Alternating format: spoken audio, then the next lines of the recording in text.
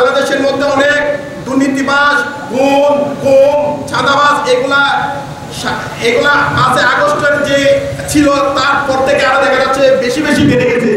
এই বেড়ে যাওয়ার কারণ হচ্ছে একমাত্র একটা, যার মধ্যে আল্লাহর ভয়, আল্লাহর ভীতি, কোরআন এবং হাদিসের জ্ঞান যদি না থাকে তাহলে এগুলো অবশ্যই বাড়বে। এই জন্য আমরা চাই বাংলাদেশে একজন সুখী, সমৃদ্ধি, সুখ, শান্তি, ভালো মানুষদেরকে যদি আমরা সংসদে পাঠাতে পারি তাহলে অবশ্যই এই সংসদের যে নেতৃত্ব দিবে এই ভালো মানুষগুলো, ইনশাআল্লাহ এই সংসদ হবে সোনার সংসদ। ঠিক কিনা? যে আল্লাহ রাসূল মুক্তি জিন্দেগি আপনারা জানেন যে যে ইসলামী স্টেট কায়েম করেছিল তার মাত্র 2টাই বিধান ছিল, একটা হচ্ছে কোরআন আর একটা হচ্ছে যে সূরা। ঠিক সে আলোকে বাংলাদেশ জামাত ইসলামী এই বাংলার জমিনে একটা দিন প্রতিষ্ঠা করার জন্য চেষ্টা করে যাচ্ছে। আপনারা জানেন, যারা আমাদের প্রোগ্রামে আসেন তাদেরকে আমরা ধন্যবাদ জানাচ্ছি।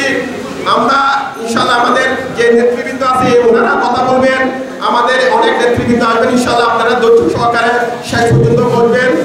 ওনাদের কথাগুলো আপনাদের ভালো লাগবে এবং বাংলাদেশে একটা সুখী, সমৃদ্ধ একটা কল্যাণ রাষ্ট্র প্রতিষ্ঠা করার জন্য বাংলাদেশের দাঁড়িপাল্লার মার্কা ইনশাআল্লাহ আপনারা এবার রায় দিবেন তো ইনশাআল্লাহ। বাংলাদেশের একমাত্র ইনসাফের প্রতীকে দাঁড়িপাল্লা, ইনসাফের প্রতীক হচ্ছে দাঁড়িপাল্লা।